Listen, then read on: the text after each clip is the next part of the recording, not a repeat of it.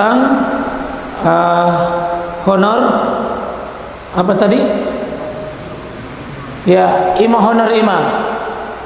Ya, apakah honornya itu termasuk muamalah? Karena berinteraksi dengan masjid, berinteraksi dengan manusia, pasti muamalah. Tidak bisa dilepas. Boleh dipakai, boleh halal itu gaji imam, boleh gaji muazzin, gaji penceramah, ya kan sama tuh. Boleh dirinci oleh para ulama. Memang berselisih. Kalau Imam Abu Hanifah mengatakan dan sebagian dari mazhab Hambali itu tidak boleh, ya, tidak boleh diambil, ya, tidak boleh diambil. Tapi mazhab jumhur, kenapa dia tidak boleh tadi? Karena ayat Quran disebutkan itu para nabi tidak meminta upah kepada jamaahnya, tidak minta upah. Diulang dalam beberapa surah Asy-Syu'ara itu adalah la ujra, saya tidak minta upah kepada siapapun, kepada kalian saya tidak minta upah. Bagaimana hukum imam rawatib? Apa sunnahnya mendapatkan mukafah atau gaji, dan apakah mengikuti sunnah? Ada beberapa imam rawatib di masjid dengan menjadwal imam sholat yang berbeda. Jadi kalau bisa dikasih gaji, alhamdulillah. Kasih penghargaan buat dia, nggak jadi masalah, ya. Kalau di Arab Saudi memang dari pemerintah langsung, imam dikasih gaji, dai dikasih gaji, kemudian para guru-guru digaji, hakim-hakim digaji, karena imam langsung dari pemerintah. Kalau di sini kan mungkin belum sampai tahapan begitu, ya. Maka tidak mengapa kita sisihkan buat mereka, ya, demi agar kalau ada yang tidak mau terima, alhamdulillah, saya tidak mau terima, ikhlas, ya. Tapi kalau antum nggak terima, juga harus tertib. Jangan nggak mau terima kemudian jarang muncul, akhirnya sholat terbengkalai, ya. Terkadang kita perlu ikat dengan duit seperti itu supaya dia tertib, bahwasanya dia punya kewajiban, sehingga dia bisa lebih tertib, tidak sering ketinggalan sholat, ya. Oleh karenanya tidak mengapa untuk berikan kepada imam rawatib gaji tersebut, sisihkan dari infak yang ada, ya, agar dia bisa lebih teratur demi kemaslahatan jamaah. Wallahu a'lam bishawab.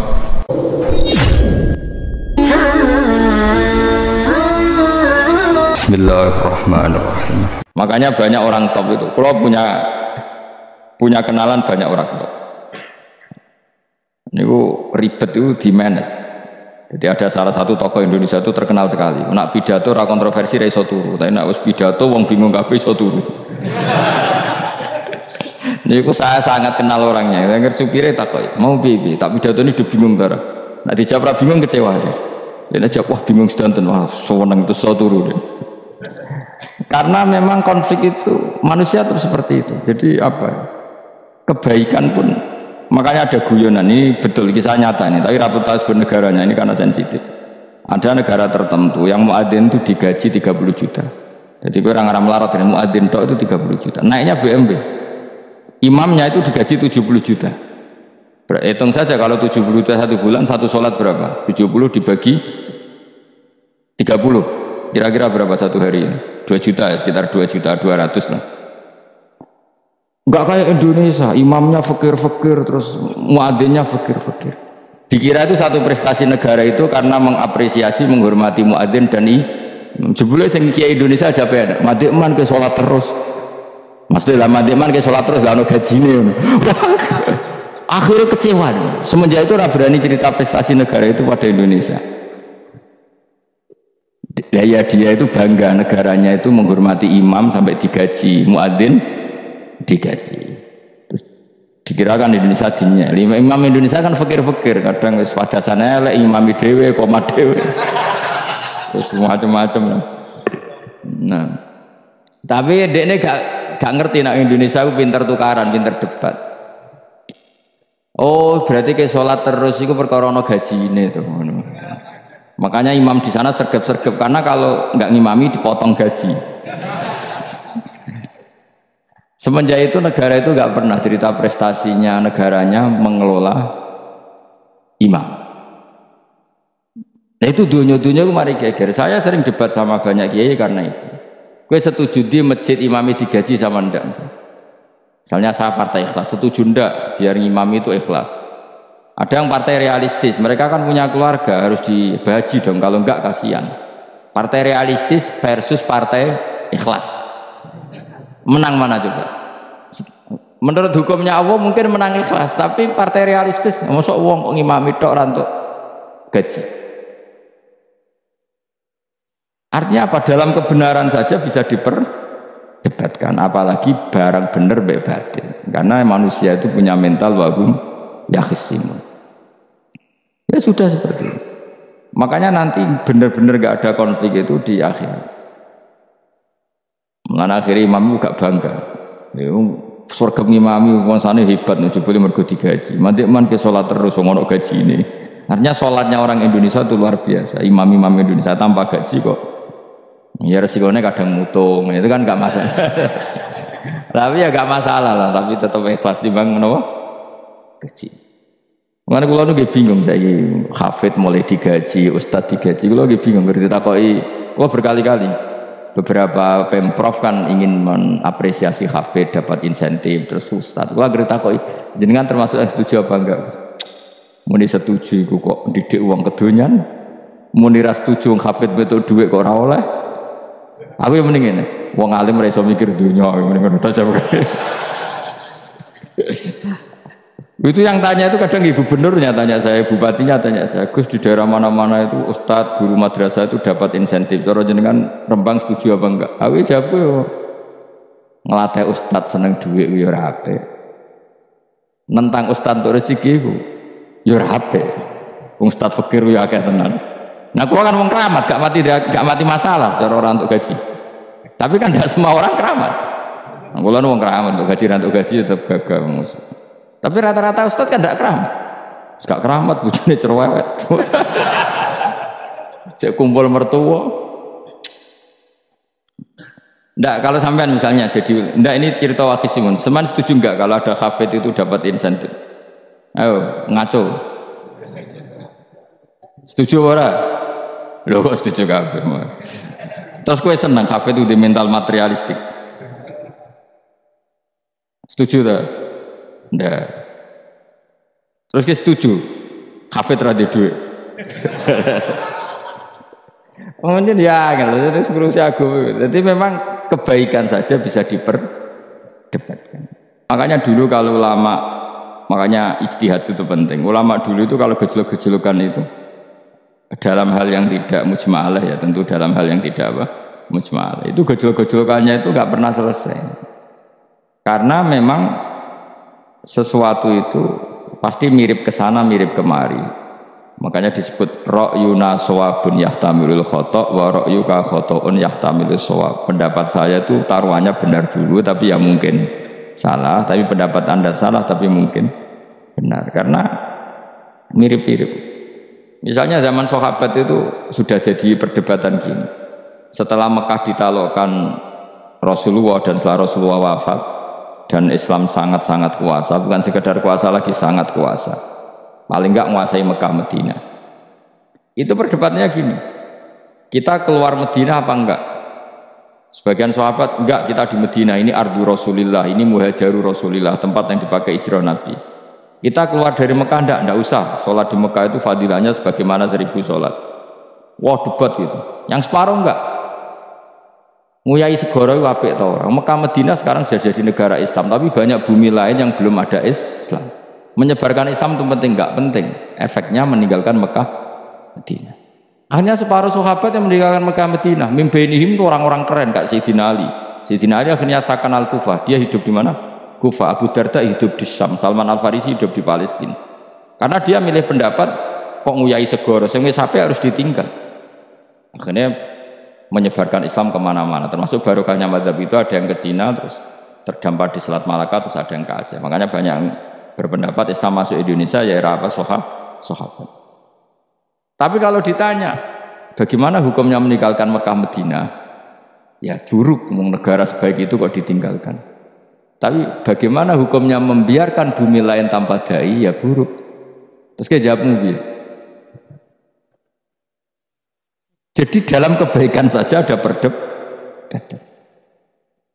Kayak gue misalnya, dia hukumnya dolan mbek kanca traktir ya apik. Dia hukumnya nraktir kanca nganggo jatah belanjane bojo, elek. Akhirnya jare wong lanang-lanang, yo ono dhewe Gus ono jatah bojo atau jatah kanca. Karena duitmu cukup nak ora.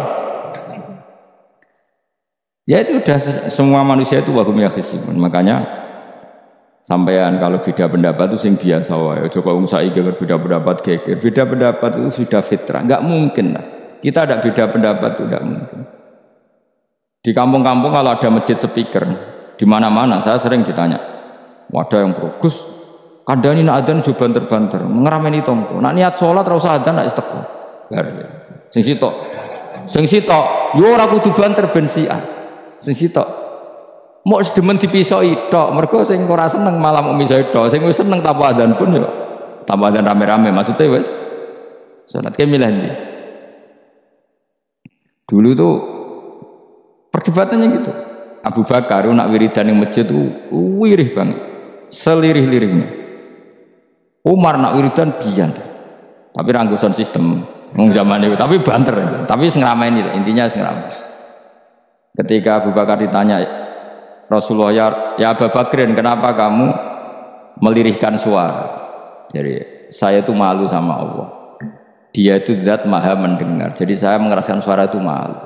Kayak pangeran butuh suara keras. Umar ditanya kenapa kamu terlalu keras? Umar jawabannya sederhana. Bener-bener ngantuk.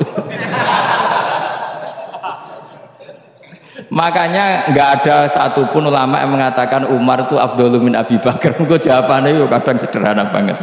Malahnya ijma' ahli sunnah itu Abu Bakar afdhalu min Umar. Kok nak delok jawabannya kok beneran ngantuk. Padahal jawabannya Abu Bakar. Kalau nu izin kalian pangeran yang maha pendengar kok banter-banter. Rasulullah dalam banyak hal ya gitu. Ketika banyak masalah itu sahabat donga banter-banter. Nabi duka. Innakum latatuna as-somma. Kamu tidak berdoa sama zat sing budek. Maka kamu enggak usah banter-banter. Jadi andaikan ada istighosah pakai sound system banter-banter itu ya perlu dipertanyakan. Lah pangeran wis krungu gegere ngono lho apa misalnya. Tapi misalnya mazhab itu kamu pakai. Terus ada pertanyaan, dangdutan saja banter. Kenapa kalimat thayyibah tidak boleh banter? Masalah mana? Ya asal ijek dunia itu masalah.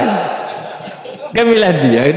Ini cerita saja. Kalau manusia itu istighosah jaluk tulung sama pangeran kan? Pangeran sudah dengar tanpa sound system apa enggak? Kenapa banter-banter? Nah, tapi kalau tadi dibalik dangdutan saja banter-banter. Kenapa kalimat thayyibah tidak boleh banter-banter? Jadi manusia itu memang potensinya itu ya khisimun dalam kebaikan saja. Jibril orang kondangi itu buantai malaikat-malaikat liane. Masyhur itu. Siapa yang enggak ngerti Nabi Ibrahim? Nabi Ibrahim itu nabi keren. Diobong neng geni ambek Namrud. Jibril datang. Saya utusan Tuhan, melihat kamu mau dibakar simpati. Nah terus piye jare Nabi Ibrahim? Ya nak kowe njuk tolong tak tolong. Ndak saya tidak minta tolong sama kamu. Wong kowe aku padha makhluk. Kena wani ngomong ngono mbek Jibril. Nabi Ibrahim santai. Maksude iku ora mbek aku sing nulung. Kowe kondo aku tak kandakno pangeran. Jare malaikat Jibril. Jare Nabi Ibrahim, lho nak soal pangeran rasa kondo kowe wis pirsa. Artine ngene lho, padha kekasih pangeran ya bantah-bantahan jenenge wae. Nah ngono nang partai politik ora men geger kowe. Mana anak partai politik geger biasa, Jibril geger mbek Nabi Ibrahim biasa. Nanti kesopanan takoi mungkar nangkir kuduan ben seru napa? Takoi marbuka kula guru TPQ. Ngenyek wong guru TPQ jadi takoi marbuka. Sing mulang niku kula. Sampeyan ra tau mulang malah takok. Jelas. Malaikat. Itu masyhur itu, termasuk keramatnya Imam Malik itu gitu. Dia itu punya teman guru madrasah. Neng akhirat dicetakoki mungkar nakir marbuka. Malaikat Malik matur pangeran Gusti, malaikat jenengan kandhani iki ambek guru tauhid kok takoki marbuka. Akhirnya pengiran yang nyala malaikat yo sing jenis ngono iku coba takoki. Lucu dong guru tauhid takoki. Sesuai Kanjeng Nabi pisan takoki, "Waman nabi uga." Pala perkara tok. Kanjeng Nabi Muhammad terus takoki waman. Iya, tapi ku nabi malah takoki waman nabi. Makanya menurut pendapatnya ulama-ulama itu pertanyaan mungkar nakir itu tidak bisa digeneralisir. Tidak semua orang ngalami itu.